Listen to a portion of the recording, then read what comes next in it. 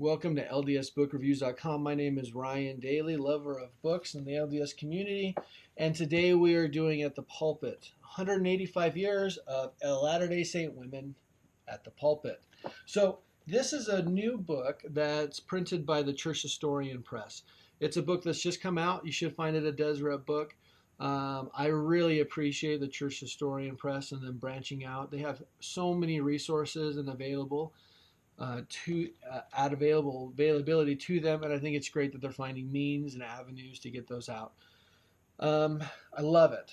One of the things I'm going to say is this is a 3-star book. I'm not going to give it 4 stars, and I'm going to explain why in a minute. But I do think it's a 3-star book. I think there's people out there who are going to enjoy this book. I think this book has a place and a meaning in the LDS community that I think is important to highlight. And that is that women participated in the development of the doctrine of the church, as well as its mobility, its administration, and its growth. So this book, over the last 185 years, compiles discourses provided by LDS women at various pulpits, whether through General Conference or through others, and compiles them in a book to show their contribution to the development of the LDS community. So with that being said, there's a few elements of this book that's worth discussing. One, the content of the talks.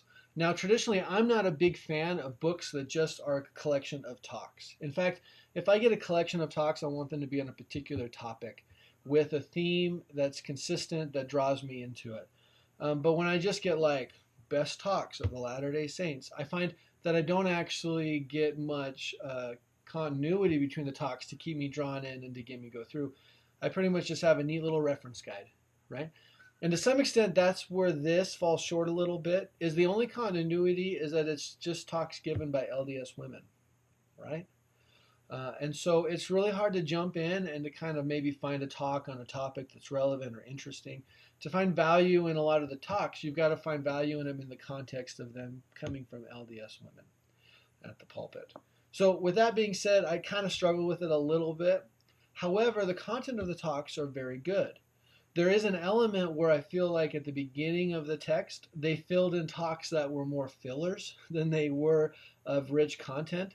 And I think the element of that was disappointing, and it kind of took me a little bit to drag through the beginning. But what was fascinating is to watch as you develop through the years, the involvement of women in the LDS community and their involvement in the development of the doctrine and the talks and the administration and the growth of the church, you would see the talks become richer and stronger and more doctrinally just developed. And so really, when you read this for the talk's sake, I would say don't read it on a topic by topic. I don't think this is a book you skim through and you pick a talk and you read and you're like, oh, that's great, and then you put it on the shelf. This is a book really to appreciate women's contribution in the LDS Church. And to do that, you really have to start from the beginning and go all the way through the end and just watch the development. Again, at the beginning, you're going to find some talks that are just thrown in there and you kind of feel like, oh, this is a nice filler just to throw in and to remind people, hey, you know, in 1855, there were women talking at the pulpit. Its relevancy might not be big today, but they were there, right? So on a talk standpoint, I'm actually going to say, I'm going to put this in a different classification. I'm going to call this a bedstand book. This is a great book to have by the bedstand to go through and to read a talk before you go to bed at night. Kind of like you would with the Ensign, the conference edition. Just kind of pick it up, read a talk, go to bed. Pick it up, read a talk, go to bed. Be consistent. You're going to get through it pretty quick. I will say that the thing that impressed me the most about this book, that I think gave me the greatest context of women's contribution in the church, was actually not the talks so much. Okay, they were actually the biographies on the speakers. I don't know if you can see that, right? But before each talk, there'd be a brief biography on the speaker, and it'd go about a page or two. Sometimes the biographies were longer than the talks themselves.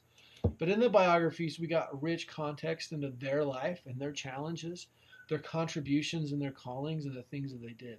And it was in that context, not just the talk, that you begin to see the impact that women have had in the church. So there, to me, were the gems. I found more value many times in the small biographies of these amazing women than in the talks themselves. The talks were fantastic. They were good caliber. And again, as we got to the end, you were getting rich, rich content. Okay. Um, Now, I'm going to highlight a few things.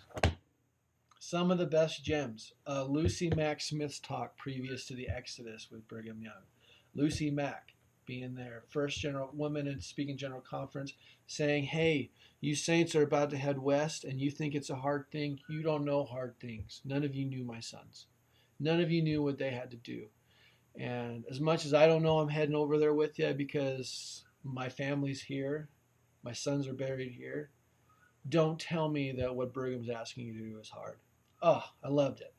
As you go through the first 100 years, the biggest gems are from Eliza R. Snow. Amazing.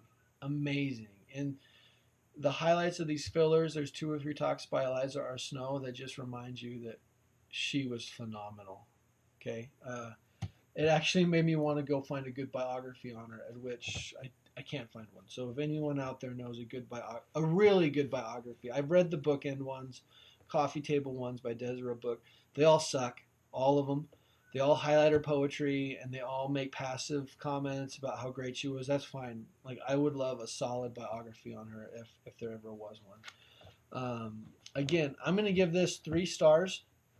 Pick it up, Deseret Book. I think it's worth picking up, particularly if it's anything that you're interested in. I think it'll be a good contribution to your library. With that, I'm going to leave you. If you're interested in this or would like more reviews, please see us at ldsbookreviews.com. And with that, I'm going to say thanks.